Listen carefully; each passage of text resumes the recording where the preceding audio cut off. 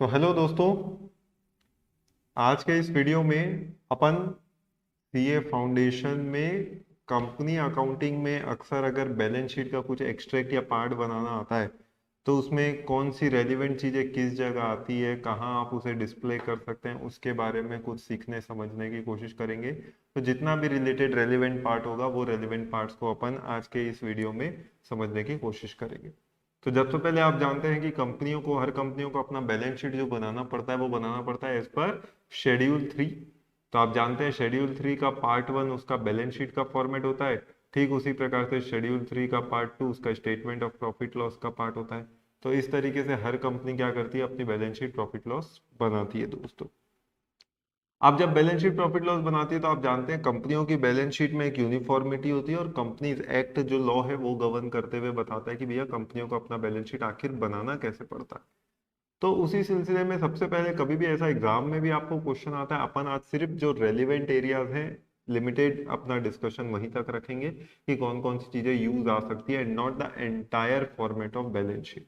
ठीक बात है। तो अब तब भी पहले आपसे मान लीजिए एक्सट्रैक्ट पूछता है कंपनी का बैलेंस शीट बनाइए, ऐसा करके अगर सवाल की रिक्वायरमेंट आती है तो सबसे पहला कुछ बेसिक बातें जो आपको फॉलो करती है। सबसे पहले तो आपको स्टेप 1 में डालना चाहिए क्या, स्टेप 1 ही आपका हेडिंग होता है बैलेंस शीट का। तो आपको हेडिंग के तौर पे दोस्तों वहां दिखाना चाहिए बैलेंस शीट। जैसे ही आप वो बैलेंस शीट लिखेंगे तो मतलब ये क्लियर हो जाएगा कि you are preparing balance sheet. तो ये आपका बेसिक स्टेप 1 होता है कि सबसे पहले you give the heading.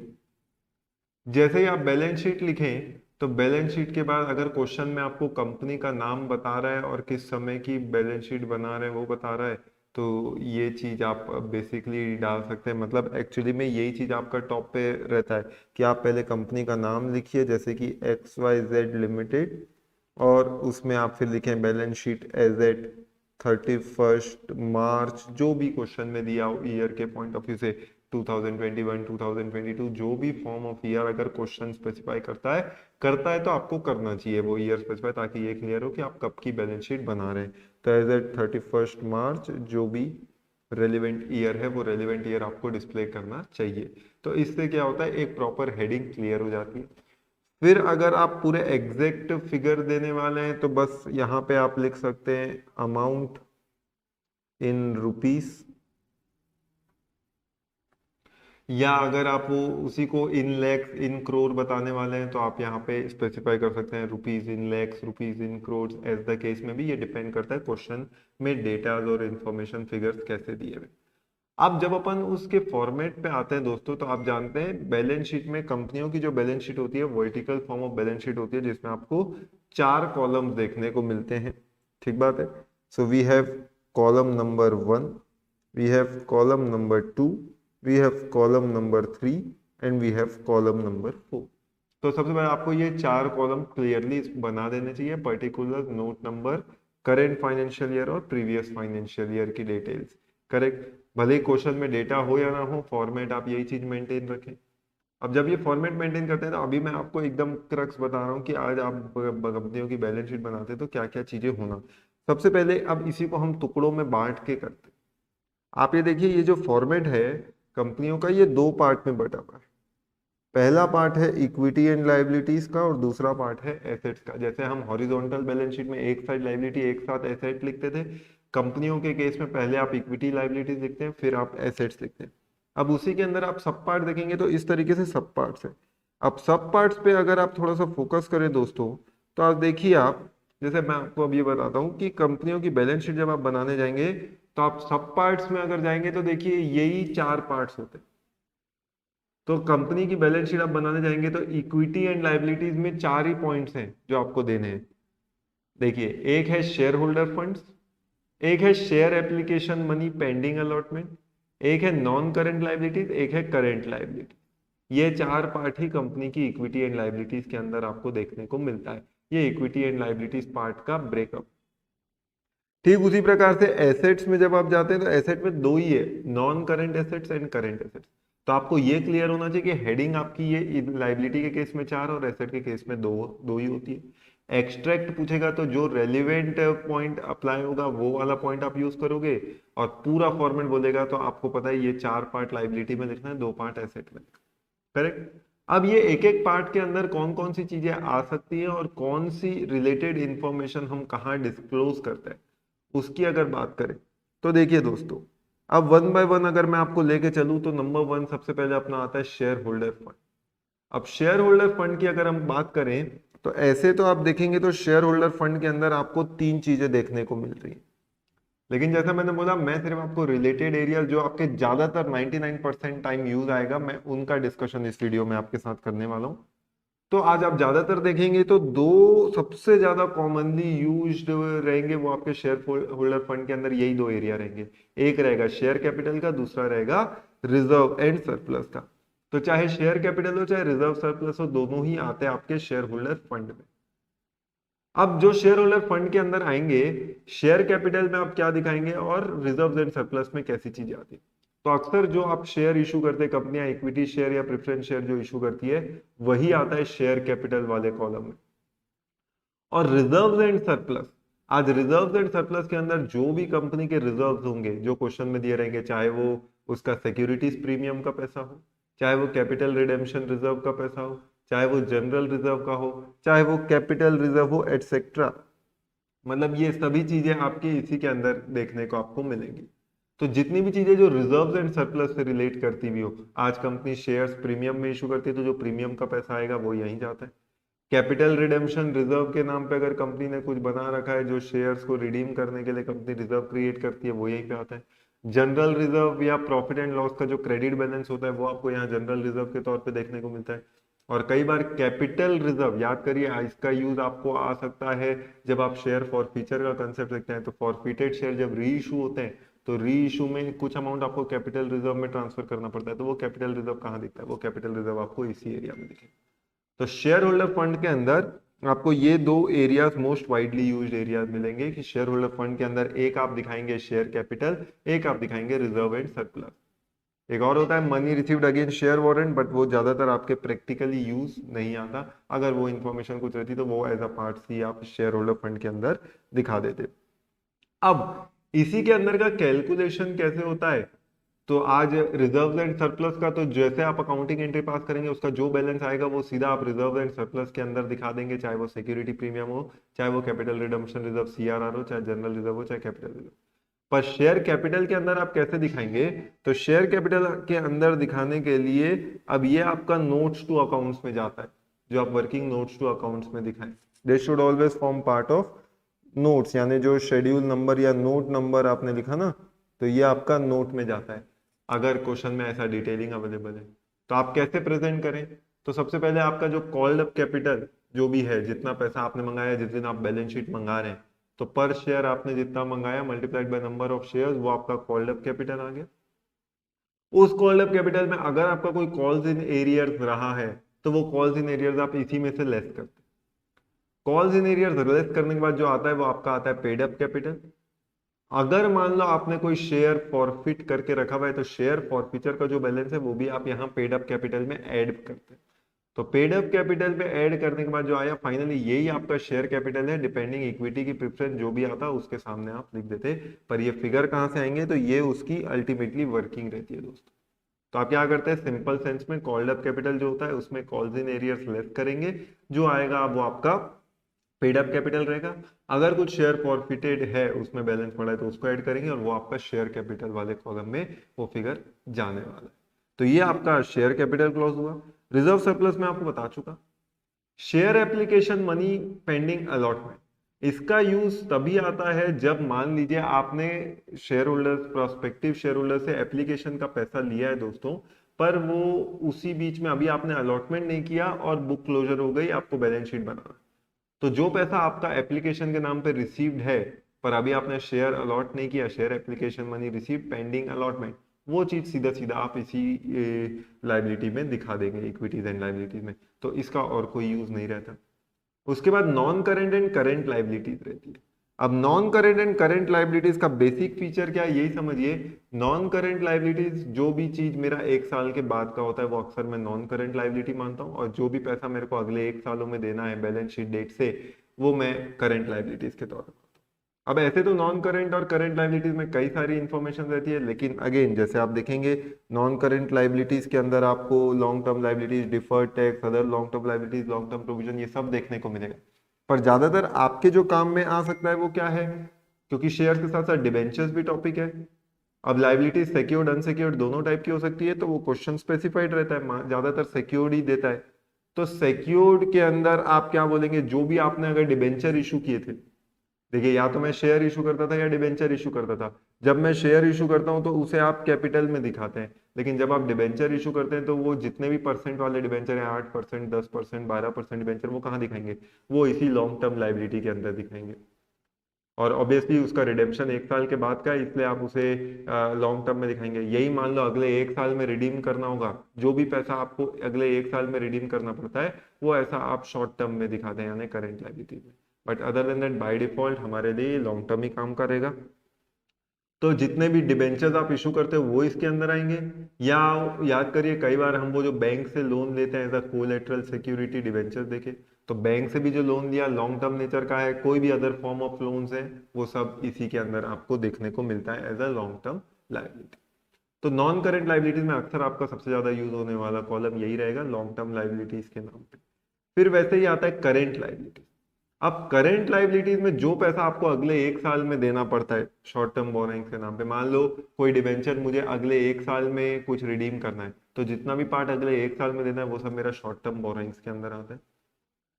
Other current liabilities ये चीजें आपके यूज में आ सकती हैं। अब अदर करंट लाइबिलिटीज में जो काम की चीजें आपके यूज में आती है, कई बार क्वेश्चन में दिया रहता है ना कि एक व्यक्ति ने, हमने उससे पैसा मंगाया नहीं और उसने दे दिया, जिसे हम कॉल्स इन एडवांस बोलते हैं। याद करिए जब मंगाते हैं और नहीं देता तो वो कॉल्स इन एरियर्स है, कॉल्स इन एरियर्स कैपिटल में एडजस्ट करके हम दिखाते हैं यहाँ पे। लेकिन जब कॉल्स इन एडवांस रहता है तो वो कॉल्स इन एडवांस हम यहाँ ऐड नहीं करते। कॉल्स इन एडवांस एक तरीके से अभी कंपनी के लिए लाइबिलिटी है, क्योंकि अभी कंपनी ने वो पैसा मंगाया ही नहीं है, लेकिन किसी व्यक्ति ने एक्स्ट्रा तौर पे हमें दे दिया है, जिसे बाद में हम शेयर के अगेंस्ट एडजस्ट करते हैं। तो जब तक मेरी बुक्स में कॉल्स इन एडवांस है वो मैं कहाँ दिखाऊंगा, तो वो मैं इसी करंट लाइबिलिटीज के अंदर other current liabilities as a calls in advance दिखा। और जो आपको समय समय पे इंटरेस्ट देना हो, चाहे डिबेंचर होल्डर्स को इंटरेस्ट देना हो, चाहे इन कॉल्स इन एडवांस वालों को इंटरेस्ट देना हो, तो जो भी आपका इंटरेस्ट पेएबल है, इंटरेस्ट अकाउंट एक्सपेंस होता है वो प्रॉफिट एंड लॉस अकाउंट में जाता है, लेकिन जो इंटरेस्ट आपको देना है डिबेंचर होल्डर अकाउंट या इंटरेस्ट पेएबल अकाउंट जैसे अकाउंट आप जो यूज करते हो, वो सब यहीं पे आएगा, जो आपको डिपिक्ट करता है कि आपका इतना पेमेंट पे करना बाकी। तो अल्टीमेटली आपके जो काम की है लाइबिलिटी में, वो लाइबिलिटी में इतनी ही चीजें आपकी यूज में आती है। रेलिवेंट चीजें जो आपकी यूज में आ रही है वो मैं आपको बता रहा हूँ। करेक्ट। तो शेयर होल्डर फंड में आप शेयर कैपिटल और रिजर्व सरप्लस ज्यादातर यूज करते हैं।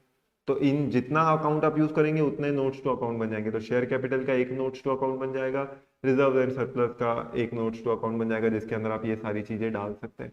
Share application money pending allotment का यूज डिपेंड करता है, सिर्फ एक ही सिनेरियो पे आ सकता है जहां पे एप्लीकेशन का पैसा मिला और अलॉटमेंट से पहले बैलेंस शीट बनानी पड़ रही है। नॉन करेंट लाइबिलिटीज और करेंट लाइबिलिटीज बेसिकली दो एक जैसी चीजें हैं। नॉन करेंट अक्सर 1 साल से बाद का पैसा के लिए होता है, करेंट लाइबिलिटी जो अगले 1 साल में देना है बैलेंस शीट डेट से। तो जो आप डिबेंचर लोन वगैरह देंगे वो लॉन्ग टर्म में जाएगा, जो अगले 1 साल के अंदर देना है वो शॉर्ट टर्म में जाता है।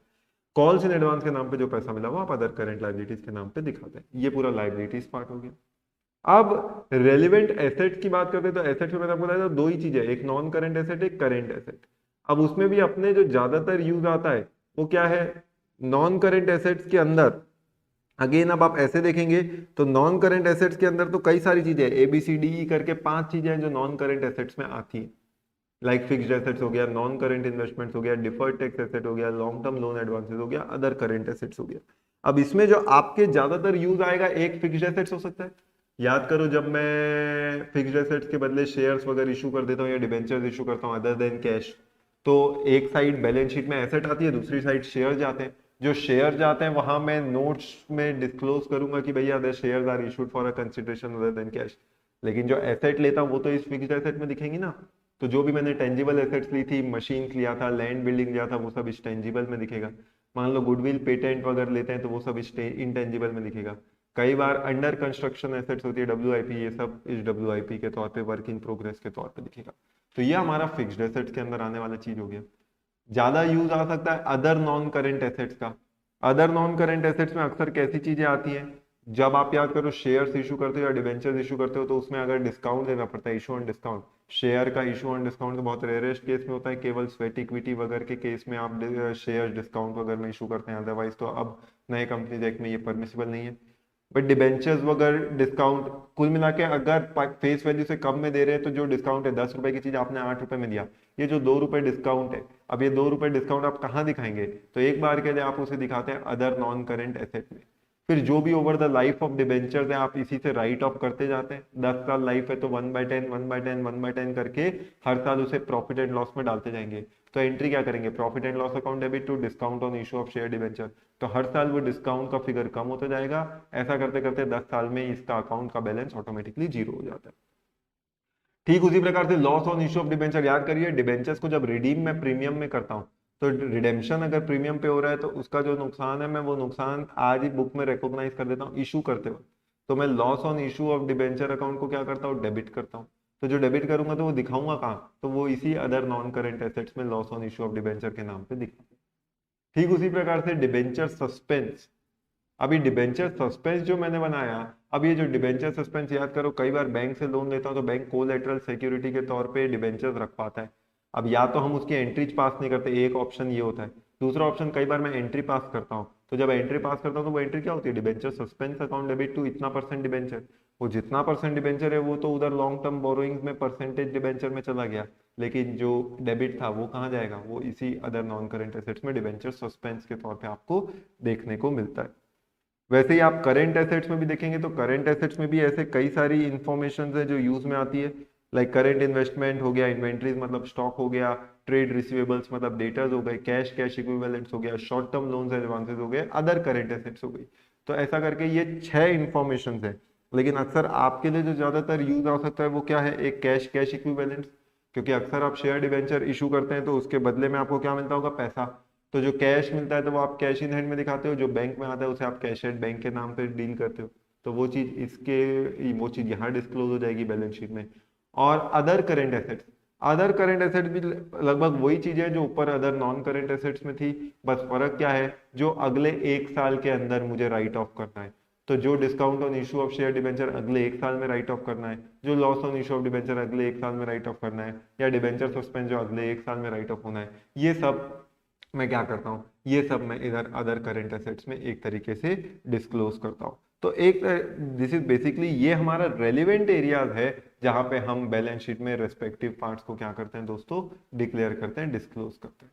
इसी को थोड़ा सा एक छोटा सा केस स्टडी कर तौर पे अगर हम देखें तो आज क्या चीजें हो सकती हैं, जैसे देखिए आज मान लो एप्लीकेशन का 2 रुपए है, अलॉटमेंट में 5 रुपए जिसमें मैं 2 रुपए प्रीमियम का भी मंगा रहा हूँ, 2 रुपए कॉल का है, 3 रुपए कॉल का है, इस तरीके से मैं 12 रुपए मंगवा रहा हूं। अब कोई भी कंपनी की ऑथराइज शेयर कैपिटल होती है, subscribed and issued share capital होता है, कॉल्ड अप कैपिटल होता है, फिर उसी से पैसा आना चालू होता है, वही पेड अप बनता है। अब ऑथराइज कैपिटल मान लो कंपनी की 10 लाख शेयर है, 10 रुपए वाली, यानी 100 लाख हो गया। Subscribed and issued share capital अक्सर आप एक साथ भी दिखा सकते हैं या अलग अलग लाइन में भी दिखा सकते हैं, इट डज नॉट मैटर। ये वही आपके शेयर कैपिटल में इनर कॉलम में दिखने वाली चीज है, ये कभी भी आउटर कॉलम में नहीं जाता, यानी ऑथराइज कैपिटल या आपका जो इशूड सब्सक्राइब कैपिटल है वो कभी भी इस कॉलम में नहीं जाती, ये हमेशा बस इनर कॉलम में दिखा के नोट्स टू अकाउंट में क्लोज हो जाता है, ये बस इंफॉर्मेशन डिस्प्ले वाली होती है। कॉल्ड अप कैपिटल, अब मान लो 8 लाख शेयर्स पे कंपनी ने 7 रुपए ही कॉल किया, अभी फाइनल कॉल नहीं किया है, कौन सा 3 रुपए वाला फाइनल कॉल नहीं किया है, केवल फर्स्ट कॉल तक 2 रुपए तक किया, मतलब 7 रुपए तक शेयर्स का मंगाया है। तो कॉल्ड अप कैपिटल कंपनी की 8 लाख शेयर्स पे 7 रुपीज के हिसाब से 56 लाख होती है। अब आमतौर पे सब लोग अगर ये 7 रुपए दे देते तो वही मेरा पेड अप कैपिटल भी हो जाता और मैं सीधा शेयर कैपिटल में 56 लाख दिखाता, कहानी खत्म हो जाती। पर इसमें अब मैं 2 एडजस्टमेंट ले लेता हूँ। मान लेता हूँ एक मिस्टर एक्स है जिसके पास 1000 शेयर्स हैं, उसने क्या किया, पहला कॉल जो 2 रुपए का था वो नहीं दिया, तो मतलब 2 रुपए का 1000 शेयर पे पैसा नहीं मिला वो कंपनी को, एक कॉल्स इन एरियर्स हो गया। ठीक उसी प्रकार से मिस्टर वाई भी एक व्यक्ति है जिसके पास 5000 शेयर्स हैं, उसने क्या किया, सेकेंड कॉल का पैसा एडवांस में ही दे दिया, सेकेंड कॉल का जो 3 रुपए देना था तो वो 3 रुपए उसने एडवांस के तौर पे ही दे दिए। अब ये इंफॉर्मेशन जो क्वेश्चन में दी गई है तो इसका मतलब कहानी क्या बनी दोस्तों, सोचो। स्टेजेस पे अगर पैसों की बात करें तो एप्लीकेशन का पैसा कितना आया होगा, 8 लाख शेयर्स पे 2 रुपए के हिसाब से एप्लीकेशन का 16 लाख आया होगा। अलॉटमेंट में मैं टोटल 5 रुपए मंगा रहा हूँ, पर 5 रुपए में आप जानते हो उसमें 3 रुपए शेयर्स का और 2 रुपए प्रीमियम का। तो शेयर्स के नाम पे मुझे मिला होगा 24 लाख, प्रीमियम के नाम पे मिला होगा 16 लाख। और तीसरा, फर्स्ट कॉल पे अब मैं 2 रुपए मंगा रहा था, तो फर्स्ट कॉल में 8 लाख शेयर्स पे 2 रुपए के हिसाब से 16 लाख होता है। लेकिन इसी में आपको पता है एक व्यक्ति मिस्टर एक्स जिसके अंदर 1000 शेयर थे उसने 2 रुपए दिया नहीं, तो 1000 शेयर पे 2 रुपए यानी 2000 रुपए मुझे कम मिले होंगे। तो अब जरा देखो, तो शेयर्स और प्रीमियम के नाम पे एप्लीकेशन का 16 लाख शेयर का था, प्रीमियम का कुछ भी नहीं था। फिर अलॉटमेंट में 24 लाख रुपए शेयर्स का आया, प्रीमियम का 16 लाख आया। फिर फर्स्ट स्टेज में कॉल का 16 लाख रुपए था, तो इस तरीके से मेरी कॉल्ड अप कैपिटल देखिए 56 लाख बनी और 16 लाख रुपए प्रीमियम का बना। यही तो कॉल्ड अप कैपिटल इधर मैं ऊपर डिस्क्लोज कर रहा था, देखिए 8 लाख शेयर्स पे 7 रुपए कॉल्ड अप। अब ये 56 लाख अगर मुझे बराबर मिल जाता तो यही मेरी शेयर कैपिटल में चला जाता, लेकिन इसी में कॉल्स इन एरियर्स भी आ गया, तो यही 56 लाख से मैं 2000 लेस करता हूं और इवेंचुअली मेरी पेड अप कैपिटल कितनी बनती है, 55,98,000। तो जब मैं बैलेंस शीट में ले जाऊंगा तो ये बैलेंस शीट में ये रेलिवेंट एरियाज में जाएगा कहां, तो आज आप देखिए जब बैलेंस शीट में मैं ले जाने की कोशिश करूंगा तो अल्टीमेटली मेरा शेयर कैपिटल, जब मैं पूछूंगा मेरा शेयर कैपिटल कितना है, तो शेयर कैपिटल में तो मैं दिखाने वाला हूं 55,98,000। ये 55,98,000 कहां से आया, उसी के लिए मैं नोट्स का यूज करता हूं। और नोट्स में ये देखिए यही मैंने बताया होगा, 56 लाख कॉल्ड अप था। 56 लाख कैसे कॉल्ड अप था भैया, 8 लाख शेयर्स पे 7 रुपए, उसमें से कॉल्स इन एरियर 2000 था वो हमने लेस कर दिया, तो इवेंचुअली वी हैड 55,98,000। तो ये हमारा नोट्स में आ गया, यही 55,98,000 मेरा चला गया इधर share capital. Reserves and surplus पे इसी पे मुझे सिक्योरिटी प्रीमियम मिला, सिक्योरिटी प्रीमियम के नाम पे 16 लाख पूरे मिल चुके थे, सबने दे दिया था, उसको लेके कोई कंफ्यूजन नहीं था, तो 16 लाख में इधर सीधा रिजर्व एंड सरप्लस में सिक्योरिटी प्रीमियम के नाम पे बताता। साथ ही साथ इसी क्वेश्चन में याद करो एक कॉल्स इन एडवांस भी तो है, और कॉल्स इन एडवांस कितना है, 5000 शेयर्स पे 3 रुपए का 15,000 रुपए। अब ये 15,000 मैं कहां दिखाऊंगा, ये 15,000 मेरे कैपिटल क्लॉज में कहीं नहीं दिखेगा, ये 15,000 रुपए दोस्तों मैं दिखाऊंगा इधर मेरी अदर करेंट लाइबिलिटीज में, 15,000। इस तरीके से रेलिवेंट इंफॉर्मेशन डिस्क्लोज होगी। अब इसके अगेंस्ट में मुझे जितना भी पैसा मिला, अज्यूमिंग पूरा पैसा मिल गया, तो सोचो मुझे टोटल पैसा कितना मिला होगा इस केस में दोस्तों। आज मुझे टोटल अगर मैं पैसा निकालने जाऊंगा तो यही तो मेरा टोटल पैसा है, प्लस एडवांस का 15,000, ये टोटल पैसा मुझे मिला होगा 55,98,000, 16 लाख एंड 15,000 मनी के टर्म्स में। ये जितना भी पैसा मुझे मिला ये पूरा का पूरा यही कहाँ दिखाऊंगा, यही तो मेरे लिए कैश और कैश इक्विवेलेंट्स के अंदर जाएगा। तो इधर कैश एंड कैश इक्विवेलेंट्स मैं ये तीनों को जोड़ के ये फिगर बताऊंगा, यानी अल्टीमेटली ये जो तीनों मेरा जुड़ेगा, ये तीनों का जो टोटल रहेगा यही टोटल मेरा, यहाँ पे भी पूरा पैसा मिल चुका है तो मैं ये चीज यहाँ पे भी डिस्क्लोज कर दूंगा और मेरा टोटल अल्टीमेटली मैच खा जाएगा। इसी में अगर मान लो कंपनी बैलेंस शीट में डिबेंचर्स भी इशू करती तो सीधा सीधा क्या करते, जो भी डिबेंचर इशू करते वो फिगर आपका यहाँ जाता, उसके अगेंस्ट भी पैसा मिलता तो वो आपका कैश कैश इक्विवेलेंट्स में जुड़ जाता। अगर मान लो आपने कंसिडरेशन अदर देन कैश किया होता तो भैया कुछ भी एसेट्स वेसेट्स ली होती ना, तो जो भी एसेट्स लेते वो यहाँ पे आ जाता और यहाँ पे आपको बस एक डिस्क्लोजर देना पड़ता कि भैया चाहे शेयर्स के अगेंस्ट हो चाहे डिबेंचर्स के अगेंस्ट हो कि इतने शेयर्स या इतने debenture issued for consideration other than cash, ये डिस्क्लोजर रिक्वायरमेंट है ताकि क्लियर हो जाए कि भैया इसके अगेंस्ट में हमें पैसा नहीं मिला, हमने ये डिबेंचर या ये शेयर जो हैं वो क्या की हैं, कंसिडरेशन अदर देन कैश के फॉर्म पे इशू। तो ये एक बेसिक अलग अलग जगह पे हमें जो रेलिवेंट डिस्क्लोजर करना पड़ता है दोस्तों, ये उनकी एक तरीके से पूरी डिस्क्लोजर की रिक्वायरमेंट है। तो पहले एकदम अपना कंसेप्ट क्लियर रखा करिए जब कंपनी की बैलेंस शीट बनाने जाए। बैलेंस शीट में सबसे पहले आपको पता होना चाहिए, फाइनल सम अप कर रहा हूं मैं इस वीडियो का, बैलेंस शीट में सबसे पहले पता होना चाहिए इक्विटीज एंड लाइबिलिटीज में 4 एरियाज होते हैं, share holder fund, application money, pending allotment, non current liabilities और करंट लाइबिलिटीज। वैसे एसेट में 2 एरियाज होते हैं, नॉन करंट एसेट्स और करंट एसेट्स। ये ओवरऑल पेरेंट लुक है बैलेंस शीट का। फिर शेयर होल्डर फंड के अंदर ज्यादातर काम के लिए आप यूज कर सकते हैं शेयर कैपिटल और रिजर्व सरप्लस। शेयर कैपिटल के अंदर जितने भी शेयर्स हों वो सब आ गए, चाहे इक्विटी चाहे प्रेफरेंस। रिजर्व सरप्लस के अंदर कोई भी तरीके का रिजर्व, कोई भी तरीके का सरप्लस आ जाएगा, चाहे सिक्योरिटी प्रीमियम हो, चाहे सीआरआर हो, चाहे कैपिटल रिजर्व हो, चाहे जनरल रिजर्व हो, चाहे कैपिटल कोई भी फॉर्म ऑफ रिजर्व क्वेश्चन में दिया हो, वो सारे रिजर्व यहीं पे आएंगे। Application money, pending allotment clear है। नॉन करंट लाइबिलिटीज और करंट लाइबिलिटीज, जो लाइबिलिटी 1 साल के ऊपर है वो सब नॉन करंट, जो 1 साल के अंदर वो सब करंट। तो जो debentures, loan from bank, creditors, ये सब इसी के अंदर आते हैं। तो लॉन्ग टर्म वाले लॉन्ग टर्म में जाएंगे, शॉर्ट टर्म वाले करंट लाइबिलिटीज के फॉर्म पे जाते हैं। कॉल्स इन एडवांस के नाम पे जो पैसा मिलता है वो भी आपकी एक तरीके से करंट लाइबिलिटी होती है, करेक्ट। और उसी के साथ एसेट्स के अगेंस्ट में नॉन करंट एसेट्स और करंट एसेट्स होती है, सेम लॉजिक के साथ। 1 साल के ऊपर वाली नॉन करंट, 1 साल के अंदर वाली करंट।